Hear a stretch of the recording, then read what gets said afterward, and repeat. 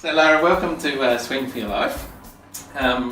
You've been here doing a little bit of work with Ruth for the last couple of weeks, and thank you for that. Can you tell us your story about you and water and where that began and where it's taken you?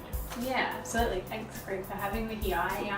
I learned to swim, or I jumped into the water with my mum when I was 6 months old. So my swimming started, I guess, in a mums and bumps class pretty early on, and I loved the water even as a youngster. I really enjoyed being in the water.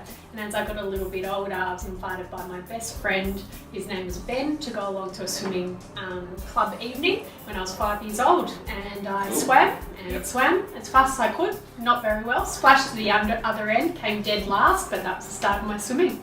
Where did it progress to after that, and what did you enjoy so much about being in the water? I think I've always loved the connection with the water. I can't really explain it any other way. I love the ocean, I love dolphins, I love being in the water, I love the feeling of being in the water, I love the silence of being underneath the water.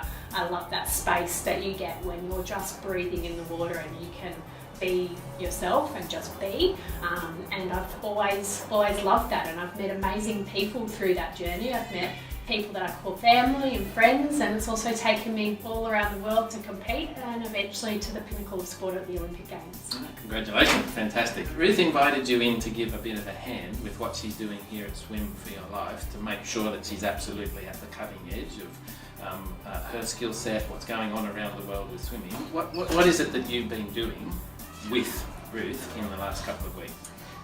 Ruth and I sat down and we discussed that it was needed that they had some processes put in place for the swim school. So I've been observing what Ruth does in her swimming lessons and writing down essentially what she does through her own intuition, but then matching that with some of the skills that you would use to make a great person, not just a great athlete. So what we're looking at here at Swim for Life is somewhere that's safe in the water, that could potentially be an Olympic athlete if they wanted to be, but more importantly that they're a really good person, and we want to reward them in the water with the best experience. If you're in the Ocean Shores area, please check out swimforyourlife.net.au and come down for a great swimming experience.